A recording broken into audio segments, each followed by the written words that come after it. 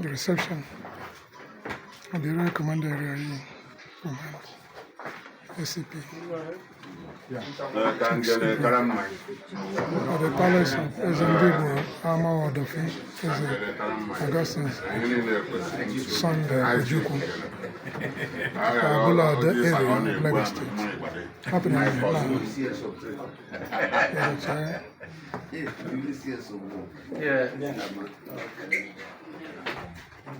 Ngene aya lo kwa gaza ni ru jamani ni lima na ajo nya moto kwa mpu ana no sina obe merci kandisho na ndana li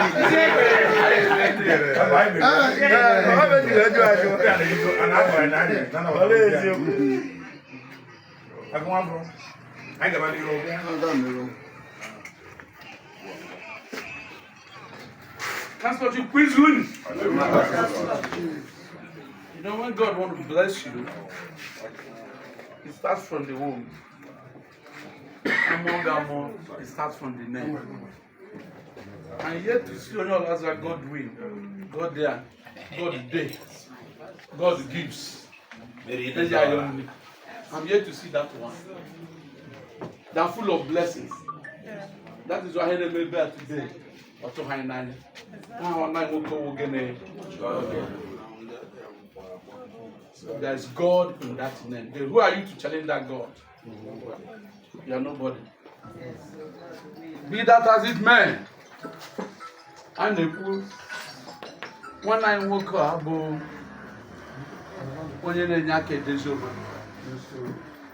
our number one citizen as far as security details are concerned.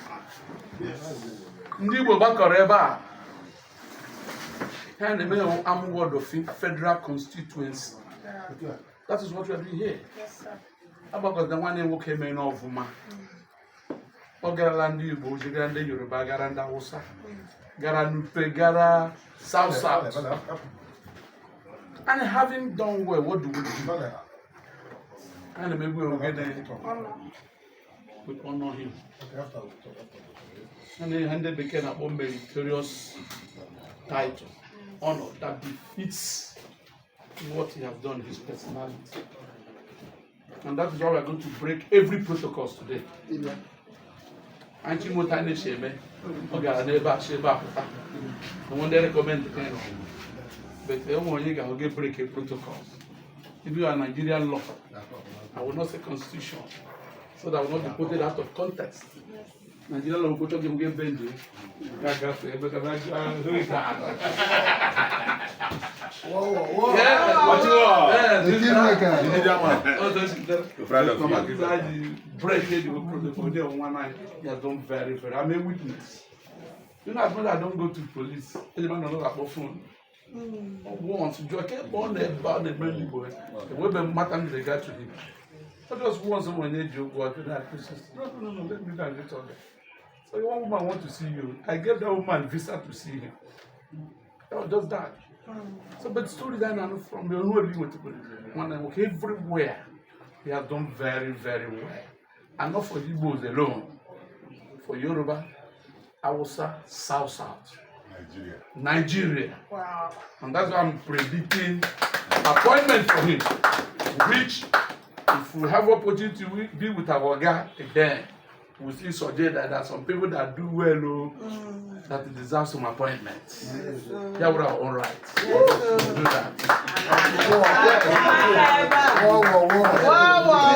Yes, you have done very, very well. And when you let China, Amuwo Odofin basically got from one and cut money. Be that I didn't become my church. The Bolile neighbor. We train it that these are our illustrious song, the honor today, because indicate.